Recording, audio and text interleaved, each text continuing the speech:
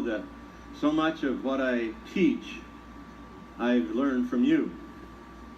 Because I get an email saying, Gary, you know what I discovered? And it's so rewarding because I share, and then you all go out and you start applying it, and then you email me back, or I get a letter or whatever, or I see you at convention or in a seminar, and you validate the things that I've seen but didn't have the validation for, and it's really exciting. So all of you that are here today are pioneers, and you're going to help take the discoveries from this week out into the field and validate the authenticity of what we talk about and what we do. And that becomes very exciting, because before I started teaching Raindrop and before I discovered it and developed it into what it is, it didn't exist. And in fact, before I started using essential oils, no one in the world had ever used essential oils topically for treatment. It was used as a appeasing, fragrancing for relaxation, mixing 1 to 3 drops in a gallon of massage oil and then massaging the body. But as far as using oils in a therapeutic application to provoke a change in the mechanism of the human body, it had never been done. And that's been a interesting venture in discovering and learning the different ways to apply oils, and especially when I had the world behind me saying, you're wrong.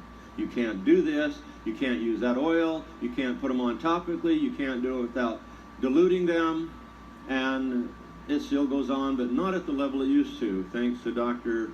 David Stewart. Dave Stewart, where are you? Anyway, Dr. Stewart, thank you.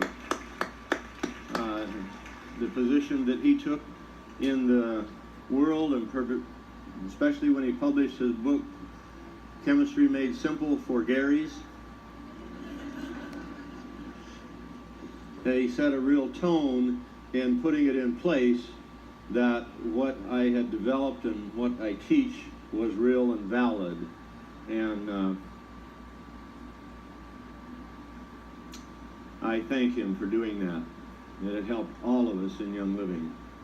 And as I mentioned last night, every single person in this room needs to have his book on their desk without fail.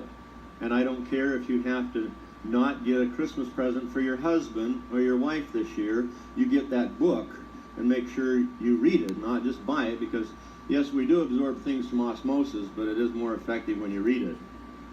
And you may not understand it the first time through, and that's quite all right. But if you read it 6 or 7 times, you'll start to get it, and you'll start to understand it.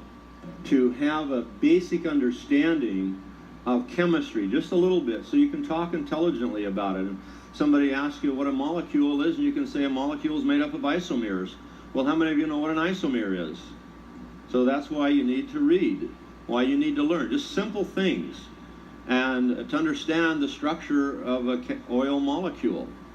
And if you can answer that question, what is an isomer, you're ahead of 99% of the people in the world. You know, this life, that's what we're here for. You know, in your owner's operator's manual, the author says, gain knowledge in all things. So take that serious and go to work and do that. I mean, you've got a lot of time on your hands, you know, to learn. And learning is power. Knowledge is power. Knowledge is freedom. It's really, really wonderful. So, as you're out there, how many of you plan on teaching what you're here to learn? Only a few of you. How many are here to teach what you learn? Okay, every hand should have gone up, because that's what you're here for. You're here to become a teacher.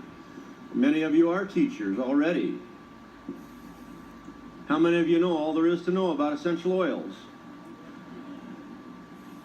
You notice I didn't raise my hand either. And however, many of you in Young Living learn more in the first Raindrop class than it took me 5 years to learn. And many of you, when you walk out of here today, will know more than what it took me 10 years to learn. Now, that's that I shouldn't have really said that, because that's saying two really profound things. Either I'm a real slow learner, or I'm really thick-headed, which could be both. But keeping in mind, there were no Gary books, there was no EDR, there was no Dr. Stewart's book, there were no books in English about essential oils or how to apply them. All there were European books that were written about chemistry of essential oils, not application. When I took my first seminar at the Medical University of Geneva in 1985, 40 hours of class time with Dr. Dufour and Dr. Lapraz, speaking in French with an interpreter sitting here, interpreting simultaneously in English. And when I'd walk out of the class at the end of a 10-hour day, my head felt like it was in a 50-gallon drum and somebody was beating on it with a baseball bat. And it was all about chemistry. All about chemistry. And so all of my studies in Europe, in Egypt, in Turkey, all about chemistry.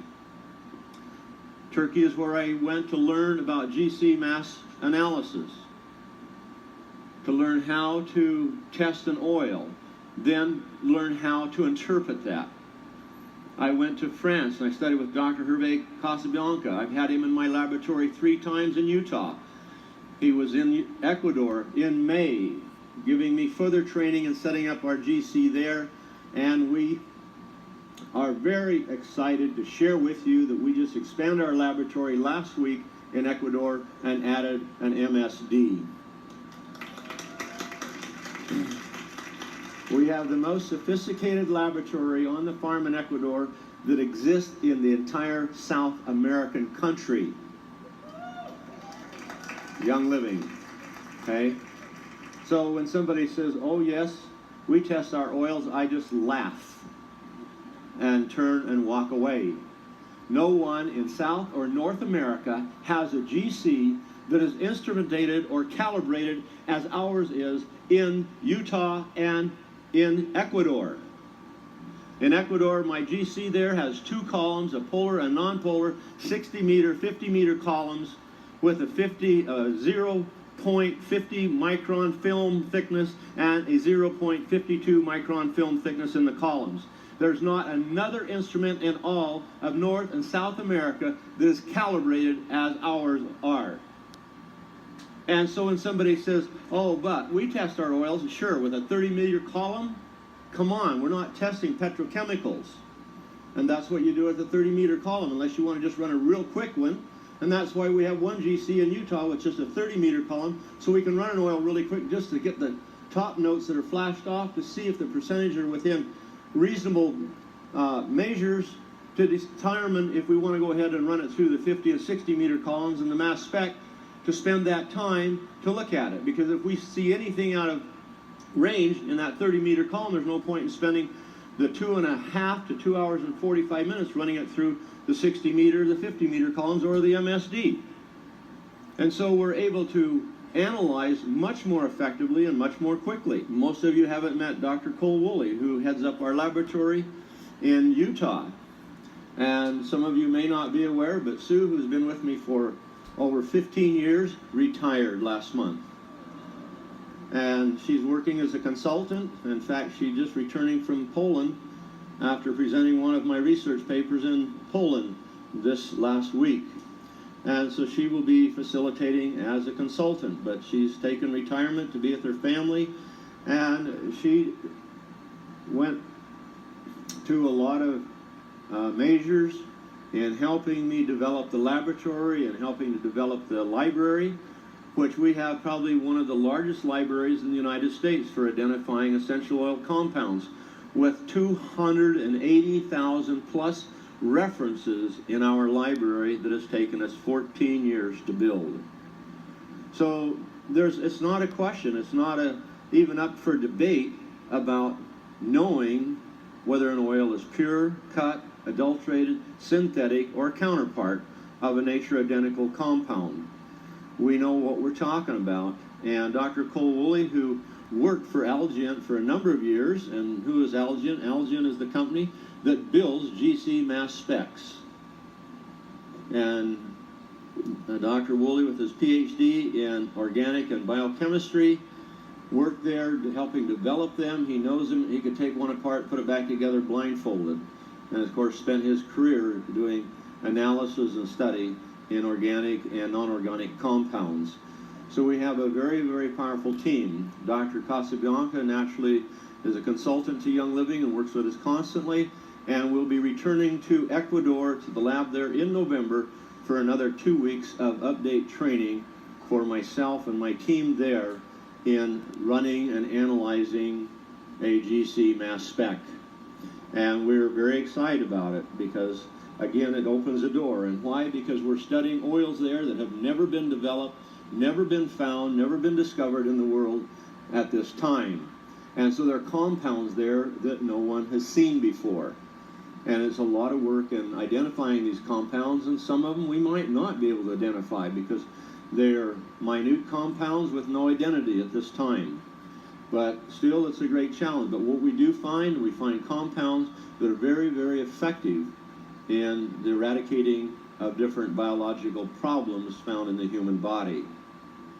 And we've been very excited because one of the oils that we've been working on this past year, we've run 3 sets of tests now, and it's most interesting, and that's the Ocotea oil.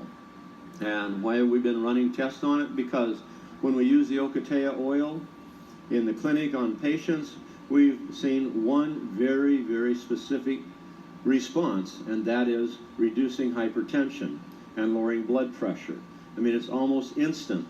But so as we were running it through the lab and doing some studies with the university and identifying the compounds that are responsible for reducing hypertension, guess what we discovered? It was a very active agent in killing malaria. So we ran a full research study for 4 months to identify the effects of it killing malaria, and it worked. So we wanted to do a double-blind study. We ran it again, and it had no effect on killing malaria. Now, isn't that interesting? And why? Why did it work the first time? It didn't work the second time. So I backed up and I said, just a minute, we got to run this a third time. So we're still in that process now, 2 months running. We'll be another 2 months finishing it, but our third test is showing exactly the same results as the first one. So Dr. Leda, who is my liaison with the chemistry department at the university doing this research, she said to me, she says, Gary, why did it not work the second time? I said, because it was different Ocotea. So when we talk about oils, even an oil that is natural and completely from a natural source doesn't always mean it's going to work. And I've distilled Ocotea from 3 different regions in Ecuador. And 3 different Ocoteas coming from the same tree, but in 3 different regions, all produce different outcomes. And when you look at the chemistry of the 3 different oils, they all 3 have different structures. And so it's not a matter of just saying, oh, here's an oil, we're going to use it for this, and run with it. And yet that's how the world has been doing it. But Young Living doesn't do that. We go in and we source and we look for all the options. Like with Ocotea, with Palo Santo. I've distilled Palo Santo for 5 years now, looking and finally identifying the correct species and location of Palo Santo to get the highest level of what? D-limonene. To effect the reduction of inflammation and antibacterial, antiviral action. So it's a lot of work, and it's not something that you do in 5 minutes and you put it on the market. It's a lot of time involved, and it's a lot of work. And why do we do that?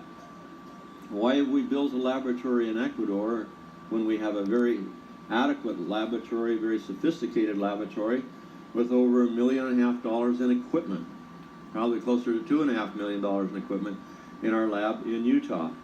So why did we build a second one? That financially doesn't make a lot of sense, does it? And if you ask my accounting department, they would agree.